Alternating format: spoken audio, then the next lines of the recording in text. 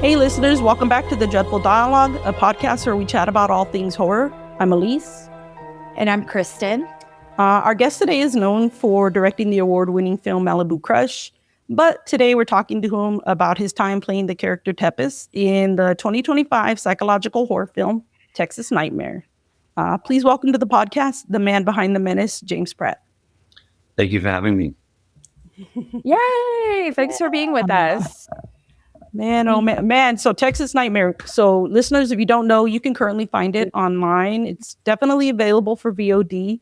But I think before we even get into any questions, Kristen, why don't you hit us with a synopsis? Sure. The story follows Angela Dubois, played by Sadie Katz, a successful novelist struggling with writer's block and the pressure of a looming deadline. To find focus, she retreats to a remote home deep in Texas. What begins as a peaceful creative escape quickly devolves into a waking nightmare. Angela soon discovers that the seemingly quiet local community harbors a dark and disturbing secret. As the line between her fictional work and reality begins to blur, she finds herself targeted by a sinister cult hidden in the wilderness.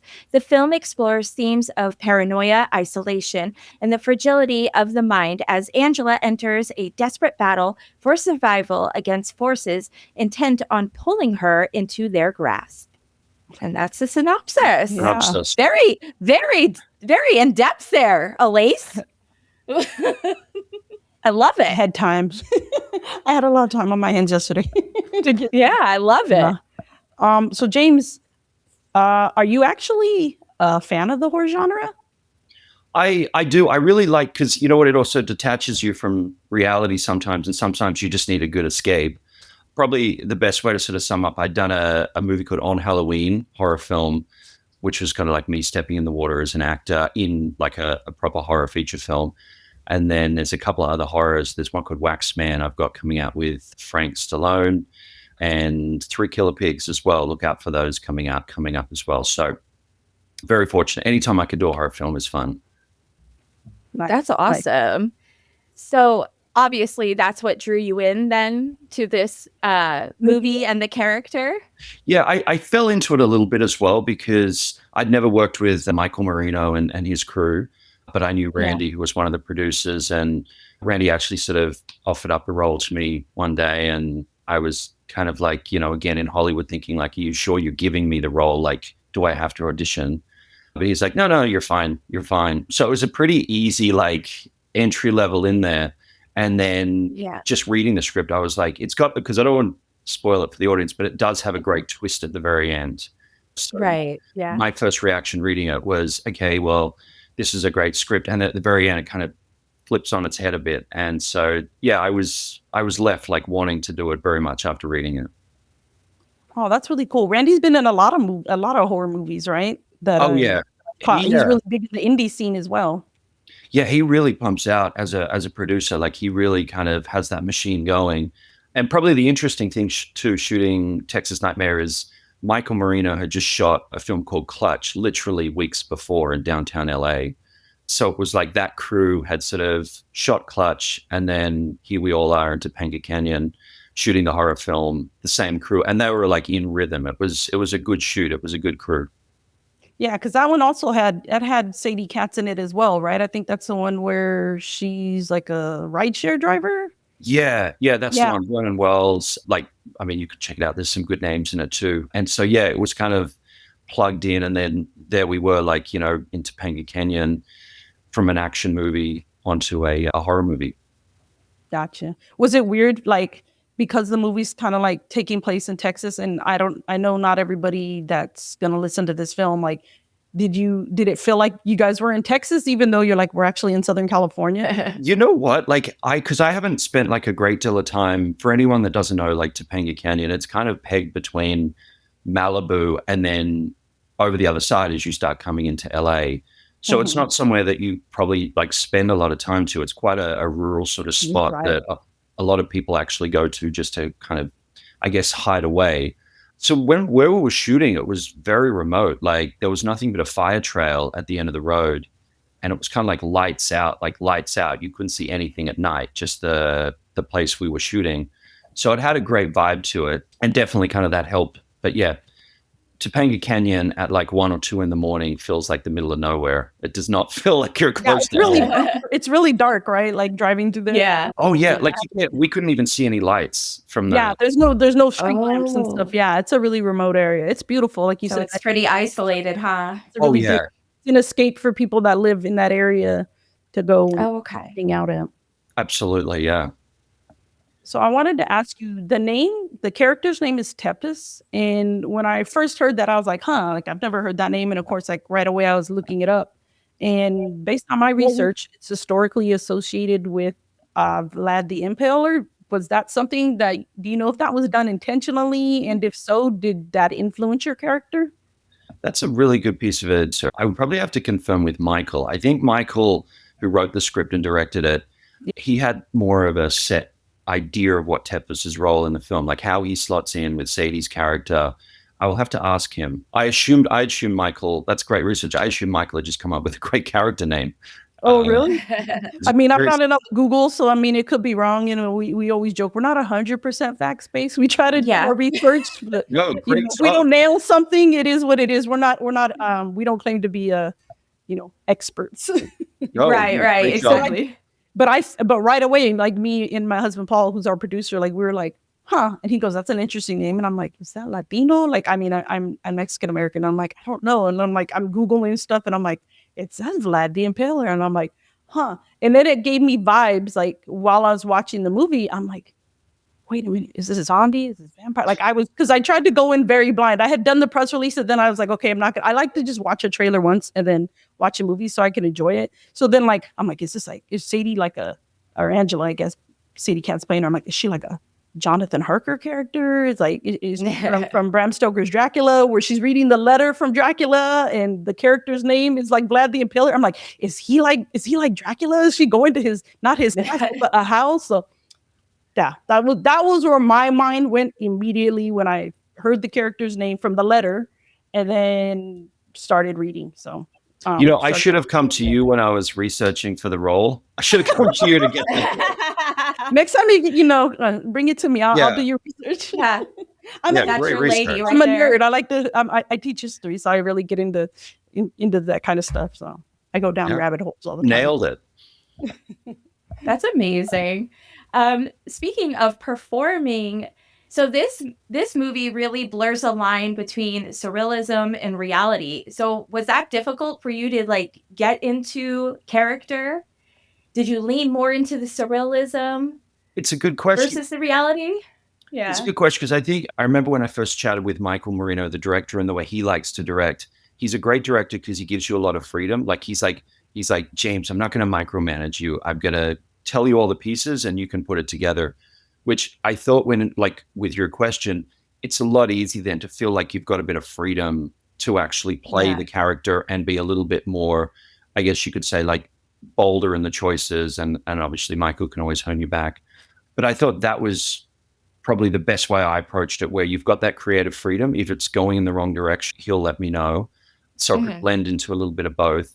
And also just not to harp on it, but the setting also did lend to kind of painting the picture a bit, meaning we were in like an isolated cabin shooting at 1 a.m.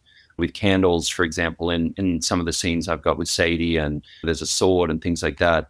So it did also feel like it was a little more real just to perform in. It wasn't like we were on a sound stage and they were going to CGI the whole thing. Right. That's super cool. Yeah, I mean, that's got to be refreshing as an actor to have that much like leeway, I guess, to kind of go with it as you feel, and then they'll step in as only if they think they need to. Yeah, it doesn't always happen, that's for sure. Yeah. Right. That's awesome. I'm really glad you were able to just feel it, just do what you felt was right. Yeah. That's really cool. Yeah, Tepes is a bit of a monster inside, as you said in the intro. He's not, he's not like a dream bachelor date. No.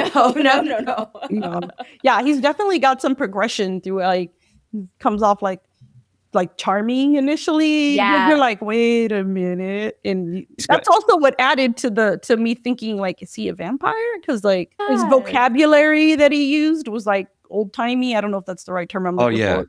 Like it was from a different era, and like, yeah, he came off like chivalrous almost. So then I was like, he ain't a nice guy no more. Right. But they did a slow roll on us with the way his character progressed.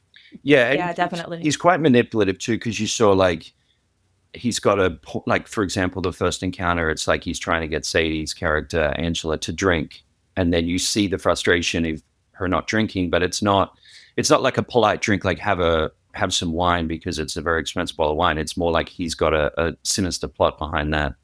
And so you're seeing the manipulation from the very start, which I think was, it's a fun character to play, but just not in real life. Yeah. Right. Yeah. No, let's not be that guy. Yeah. No. Were you influenced by any other like actors or characters or horror characters with Tepes? Not particularly, because I think I didn't want to kind of stereotypical. I think I watched what was the Tom Cruise movie, Interview with a Vampire. Yeah. And that was probably the closest to just getting that feel of like, because it was shot obviously like at night in a kind of, let's say, more spooky environment.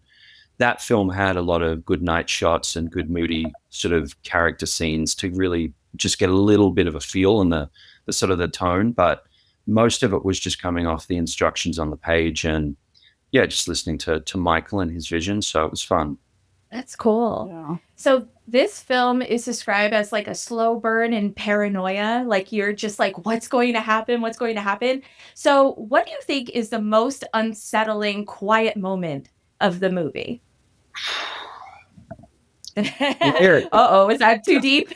No, that's a really good. I think the quiet moment's tricky because I know there's some moments with Sadie where it's just her come in, like, and you have the audience racing like, oh, what was that person banging on the door? John Castro saying you've got to leave, and then it's kind of just left with Sadie. I think the most chilling moment was when we shot the ending with Sadie, and I don't want to explain to the audience in case they watch, but the final sort of scene, that was just one take. And I remember her performance. It was like we were in like another room and we just heard the scream, and everyone was kind of like, wow, like we're not even in there. And that was quite haunting. That was quite chilling. And it was like, that just needed one take, but not even being in the room, like, just hearing it, that was quite chilling from the set itself. It was a good performance.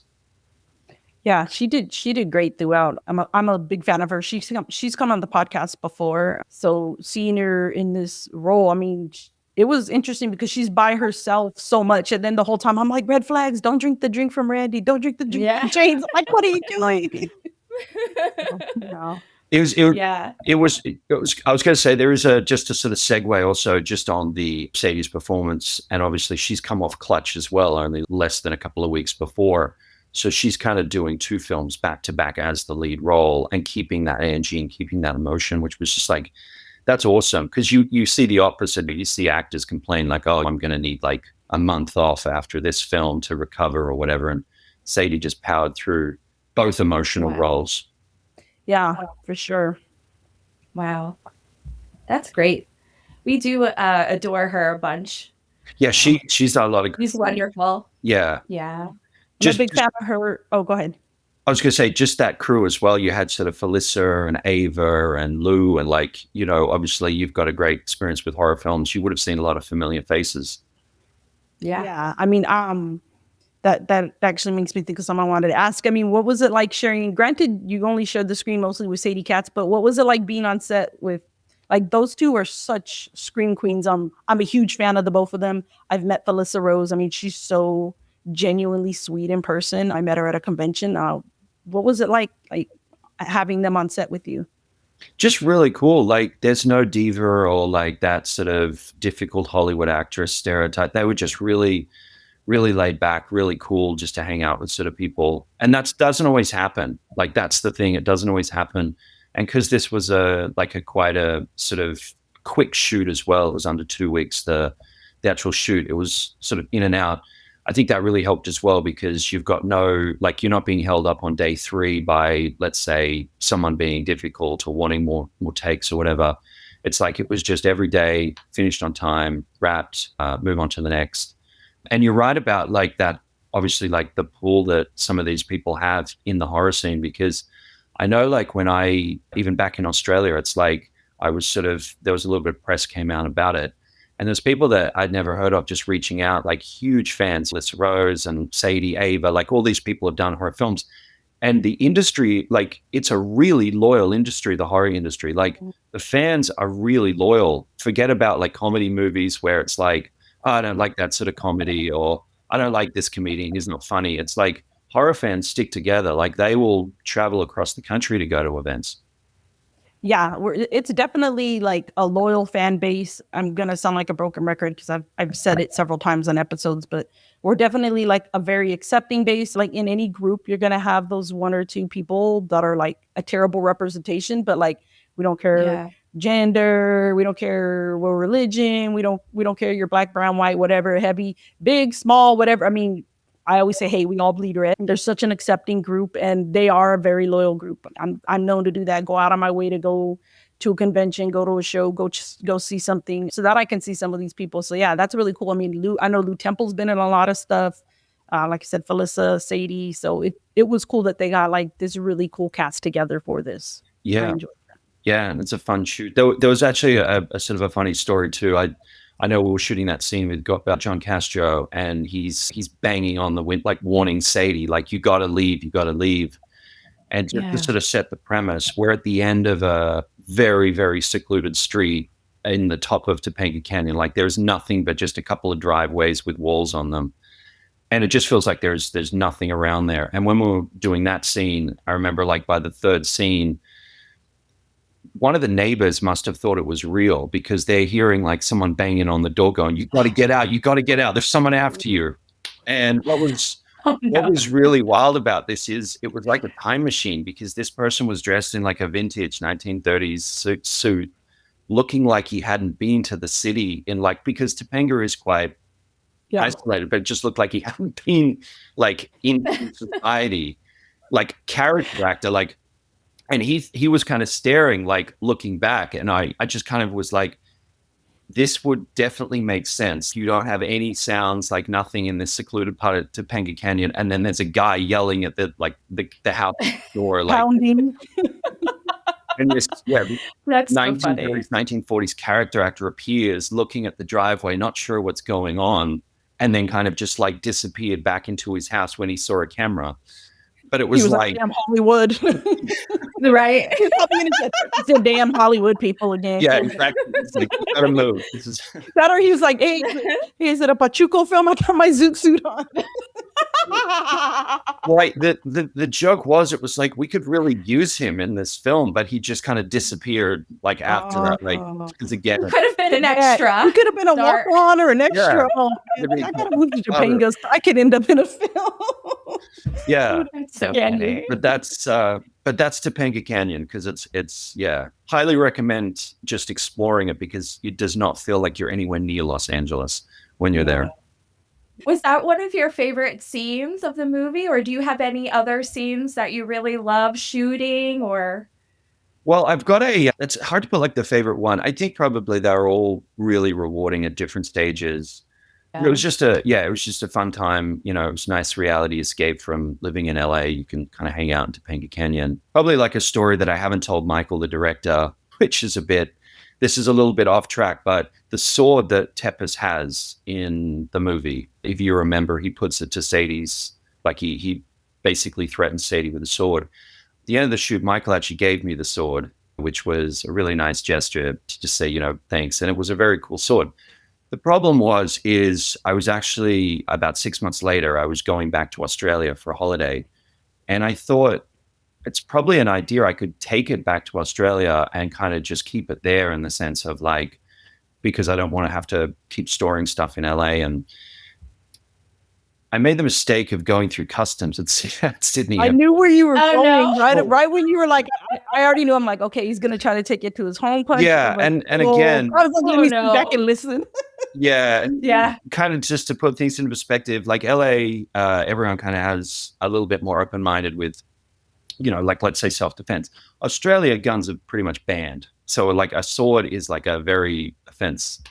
So anyway, I haven't told Michael, the director, this because I felt bad because he was very kind to give me the sword. But I turn up through Sydney Airport And then they flag it and they're like, hey, why didn't you declare this? And I was like, in my mind, I was like, but it's just a movie prop. Like, this is no big deal.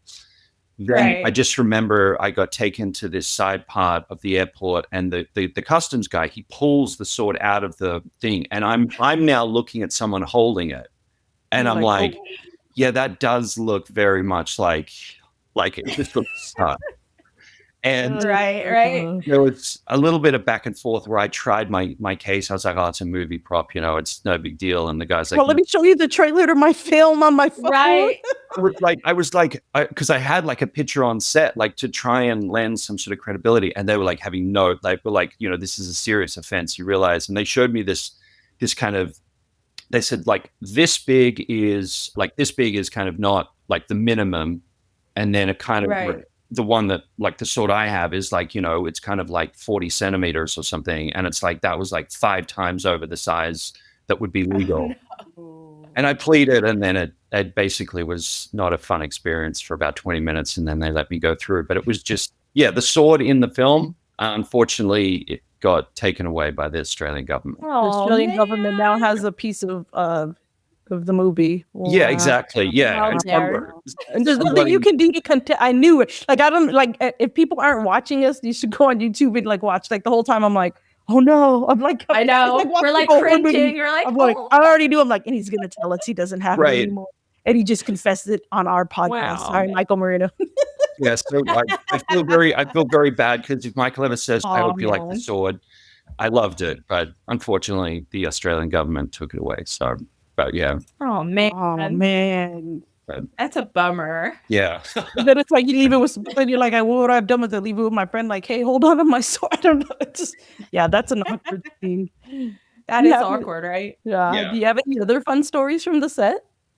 I mean, it was a really good set to be on. Like, it was kind of, everyone was kind of just doing their own thing. I think probably one story that stands out is I remember the first day we were shooting, the first sort of scenes that they were shooting was actually Randy, who plays the driver at the beginning, who does that very creepy laugh. He's driving Sadie to the property.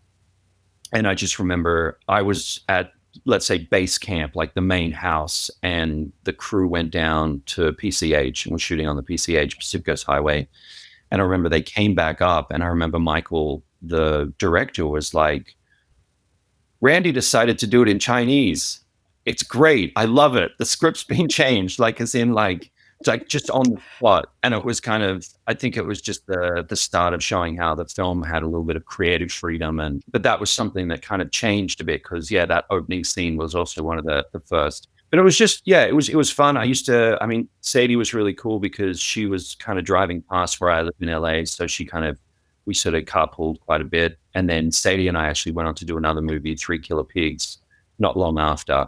So it was a nice start to the working relationship, getting to hang out a little bit and also work. That's really great. So how do you say Randy's last name? Because I see his credits all the time, but I'm like, is it Chirac? I don't know how to pronounce it. Do you? Perfect. Yeah, Chirac. Yeah. Okay. Wrong, and I'm always like, with names, it's so hard. Like, I have an uncommon spelling, and I have an odd. Like, my name's not odd; it's just not the like common spelling. So I get called the wrong name a lot. So I'm always worried when we say actors' names on here. I'm like, I'm sorry. I don't know how big our podcast is if they're listening, but I don't mean to say your name wrong. So now I have been saying it right anytime I've ever brought him up. Okay, it's good to know. Yeah, you've done a good job. Yeah, that's amazing. Well, since you had a lot of like creative liberties within the film, were you able to improvise any lines or any like actions in the scenes? Not a great deal of improvisation. It was more just sticking to and I think what you see in the edit, like if anyone watches the film, there was a lot more dialogue. Okay. Just in the edit, it's been sort of trimmed down to speed up, because essentially the film has the main protagonist, like Sadie's character, which has got to work its way through the different characters to get to that place at the end. So with Tepes, he kind of comes in, he has a job to do within the overall arc of the script. He's got to set the tone. He's got to, like, several different things as you watch it before the big twist at the end. So there was nuances where, in the original drafts of the script, there was a little bit more back and forth with Tepes and Sadie's character. But it's kind of been chopped down a little bit. So yeah, to answer your question, we sort of stuck to the script, but if you're watching let's say or reading the original script versus the sort of the current edit, it's a little bit more quicker, like getting in there and getting out, which I agree with Michael. Like it makes Tepes' character a bit more memorable. Like you don't want to be that character that's in there just slowing all the suspense down with dialogue. And then and there was a few other scenes which, again, we kind of were just people were doing on the fly a little bit compared to the original script, but it looked good. It looked really good. Yeah. That's awesome. I like that. Yeah. What do you think makes this film stand out compared to other horror films? When I read the script, this was just for me, but it's the twist at the end for me kind of got me in, because it was also like I described it as, it's one of those films like a vacuum. As you were reading the script, it sucks you right in, and then at the very end it's not what you expected, and you're kind of left just suspended for a little bit going, right, so that's why that made sense, why that made sense, why that made sense. Like it gives you something to breathe out. Like perhaps other horror films are a little bit more like, let's say, slash or gore, where it's like, oh well, like the main character survives but everyone else has been slaughtered or killed. This one's a little bit more like you have to trace back and think a little bit like, oh, what was that character's, okay, what was the meaning of that? Which probably was a little bit different. It's a good question because, again, like everyone's got their own sort of style of horror as well that they like, but this one's perhaps a little bit more, like you mentioned, psychological. David Lynch. Thriller, a little bit of a thriller. Lynch, David Lynchian. Yeah. You definitely start to, like, when you get to the end, and again, we're not going to completely give it away, but you're like, that's kind of ambiguous. It kind of like, you can kind of almost take a couple different avenues. Yeah. And then you start to rethink like her interactions with different characters that were coming to visit. Think about her behavior. And then again, I think about how like your character, to me, how he started off like this nice kind of guy, and how he progresses and what he might have been up to with that. So, right. And then it makes sense. Her characters are doing that to her. Like they're making you wonder, like, are they on her side? Are they not on her side? What are they up to? Like, what are they trying to gain from her? Right. And that's the difference too, because sometimes even if it's not like a horror script, if it's a drama or just a regular thriller, if you get to the end of the film and the audience is not kind of, I guess, have something to talk about, or if they don't have anything to kind of like think back on, sometimes it's not quite as impactful. So it definitely had the impact, yeah. Well, out of curiosity, who was your favorite characters? And don't worry about Tepes. Who was your favorite characters in the film? Well, I in all honesty, I was intrigued by your character because I wanted to know what was up with you. What was going on with you? You were the most unique character. Your character stood out in the sense that he didn't behave like the other ones. Like he didn't behave like the sheriff. He didn't behave like the girl, like Eva Hamilton's character coming to the door, and Felicity. You're like, what is he up? He was the only one where you're like, what is going on here? Like, is the leader? What's going on? But I think my favorite was Angela. But you can't help but Sadie's being your favorite because she's who we spent the most time with. Yes. Right. Spent a lot of time with her. But you are very memorable. I'm not even saying that just because you're with us. Yes, for real. Yeah. What I was going to say, the wardrobes were great. Like the costume was really good too. Like if you remember Lou and Rufus and David, who played the sheriffs, like I was really blown away as well. Like just it had like a nice art direction, and Alexi, who did makeup, she was great too. Yeah, I really love the cinematography too. Sorry, I didn't mean to interrupt. The cinematography too is really cool. Right. I like that a lot too. Right. Yeah, it was definitely a good experience. And yeah, that was probably a lot of credit to Michael, the way he sort of wore a couple of hats on this one.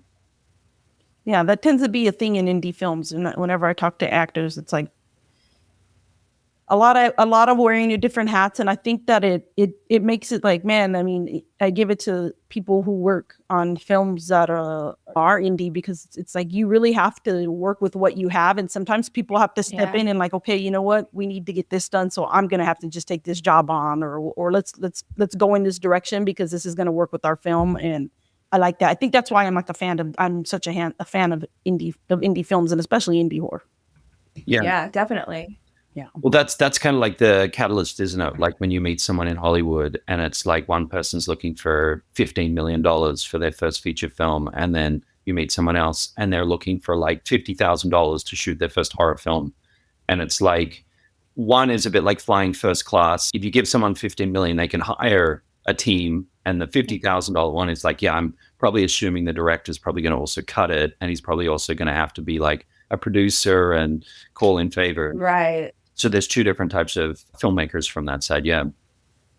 Did you run into that? Because I know you did the film Malibu Crush, and you won a couple of awards for that one, right? Like I think on the Indie Film Festival.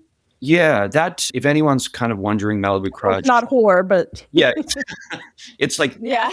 opposite. It's like Dumb and Dumber goes to Australia, literally. Like, so the story behind Malibu Crush was it was COVID, and they were sort of sending Australians back from the US. Like, you know, everyone kind of, if you're Canadian, you went back home during that time because of the shutdown. Right. So I kind of found myself stuck in Australia and not much to do. And was like, maybe just shoot a feature film, and kind of wore every single hat possible. But yeah, to describe it, it's basically Dumb and Dumber come to Australia, even dumber, and ruin someone's wedding and like just do really stupid stuff. But to answer your question, yeah, so it did well. Like it kind of won, I think, about 30 awards and got a deal with Redbox and distributed on lots of places and things. So I was really lucky, but yeah, definitely not a horror film. Maybe working on it during COVID because we had the restrictions was the horror film. Yeah. Right. Oh, definitely. yeah. Well, if you were to direct your own horror film, would you stay in this like psychological genre, or do you want to venture out to maybe like slasher, supernatural, anything like that? So I was reading this book about some hikers that went missing in Panama, which it's, when I say it's a book, it's not kind of based on a true story. It's a book that someone put out there with what they think happened. It's fascinating, and it's very much a thriller because the audience has to make up their mind at the end what happens. So that's something I'm sort of leaning into exploring at the moment, because that's a sort of horror where you have that thriller psychological side to it, but you're also a little bit like the Texas Nightmare. At the end of the movie, people can sort of come back and sort of make up their own mind. But yeah, there's some really good horror films coming at the moment too. What, out of curiosity, this is really left of field, but what would both you guys think of Black Phone? The second one just came out at the cinema. I haven't seen the second one. Have you, Chris? I've seen Same. the first one, but I No, haven't seen not the yet. second one. Because So I can't speak on the second one. I can only speak on the first one.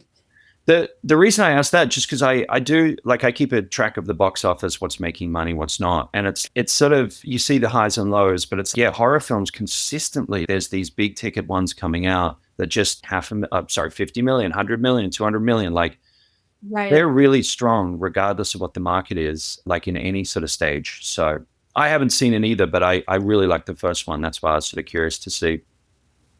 Yeah, I don't know. Like I said, I liked the first one. It was entertaining. I wouldn't put it like as my top horror films, but I liked it. But I think we're kind of like, I want to say since like maybe 2023, I feel like horror films is like, there's such a renaissance. We've had so many good movies coming out.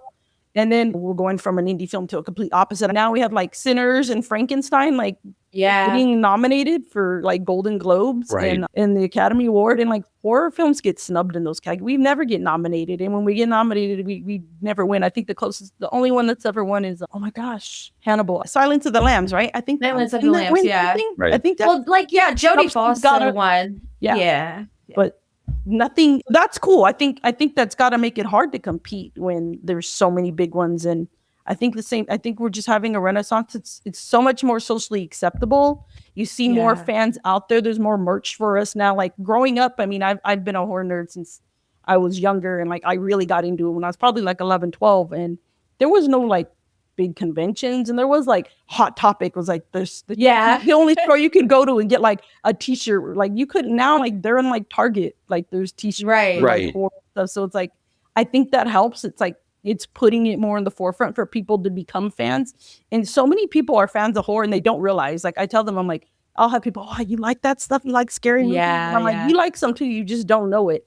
And I'm like, I promise you like one horror film. And they're like, no. And I start talking to them and I start naming things. And they're like, that's horror. And I'm like, that's a horror film. I'm like, you don't have to be a diehard fan to be a fan of them. Like Right. my mom loved Sinners and she didn't know it was going to be a vampire movie. She was just telling me yesterday. And she's like, oh my God. And she's not like a horror person. Like she's not against it, but it's not her like jam. And she was like, but I loved it. And I'm like, see, like you could still find those gems out there. Sinners is a big jam, granted. But yeah, I mean, I think we're having a big, just the last few years, man, we've been having some really good films just coming out in the box office. And you know what?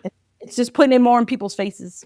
Yeah. Well, you know, what's really interesting what you say is, so when it was COVID and I'd sort of, Malibu Crush was kind of that passion project, shot it here, shot a little bit in LA, and then it was finished by the end of beginning of 2022.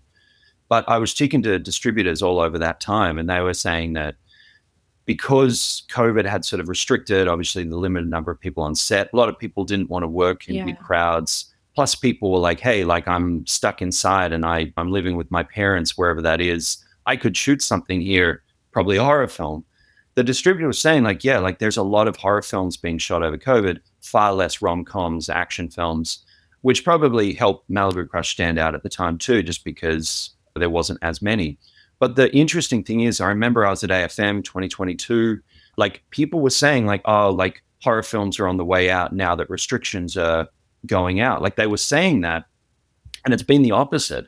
It's been the absolute opposite. It was like, I was looking at Sony was investing more in horror films after COVID than they were during COVID.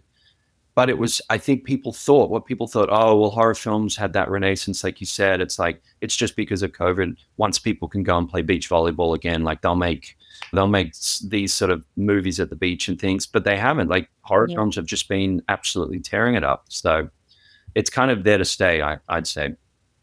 Yeah. Well, we're still going to be, me and Kristen will definitely be watching it still.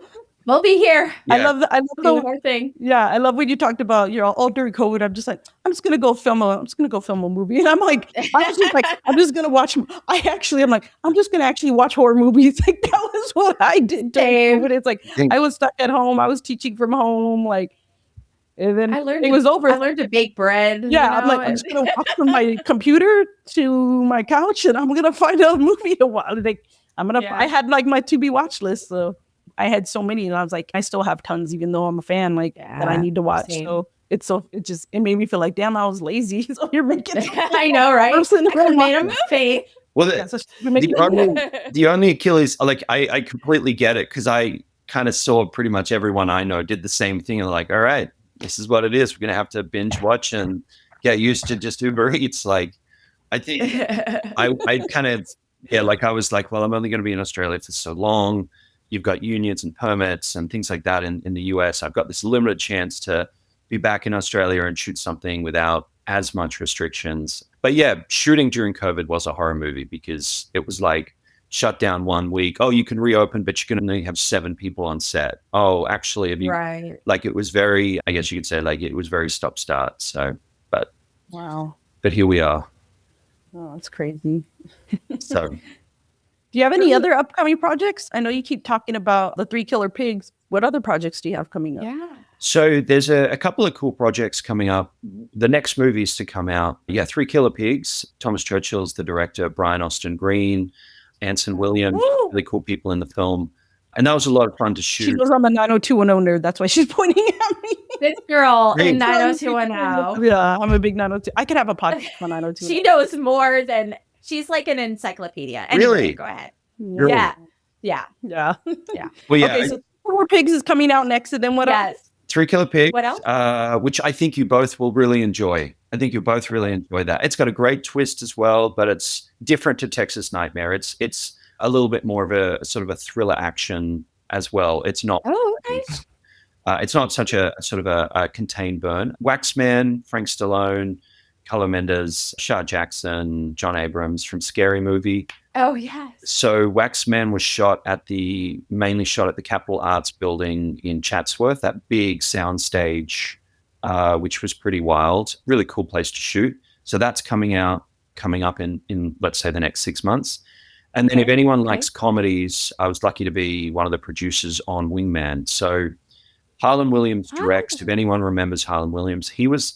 So remember Dumb and Dumber, the movie the cop that pulls them over and drinks the urine. Yes. I know Yes. exactly. I think he's playing at the Improv near me. Like, scene. Yes, yeah, very funny. Like, something about Mary, sorority boys. So funny. 6, so not 7. funny. No, 7. Not, I'm a movie quote. I love comedies too. I love that. Oh I my do God. too. Yeah. Yeah, where he's like Yeah. 7-minute abs, so they can make 6-minute abs.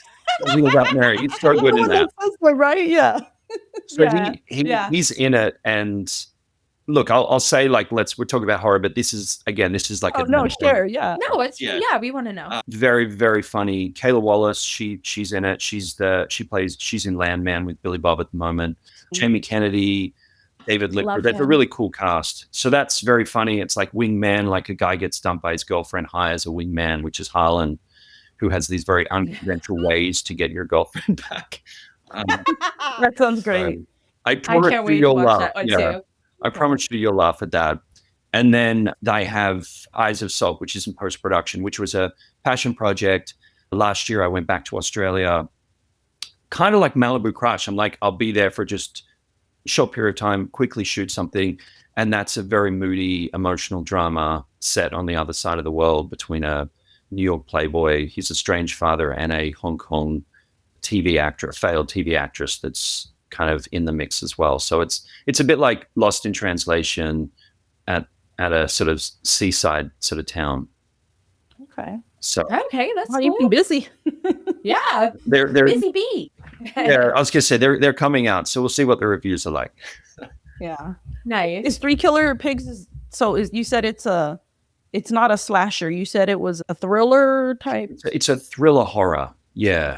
Oh, okay, cool. The backstory with that premiere was in November, on November 14th, during, like, not AFM, but during AFM. The premiere was at Century City at the cinema. That went really well. And now it's just look out for some announcements coming up with that one. And that I was going to say, I actually have scenes with Sadie in that. So it was kind of like, playing things back together. Yes. just in a different format, not trying to kill her with a sword. Back together. Yeah. That is somewhere in Australia. I was just about to say that the government owns sword. Yeah, which someone that's in the airport has claimed for themselves and has hold on to that. Somebody gave it to their kid. Their son's like, "Look, I got a cool sword, Dad." Yeah.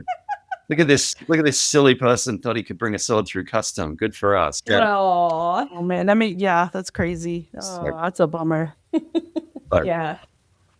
It's looking forward to this year. Cool. Well, where can listeners find you, for social media?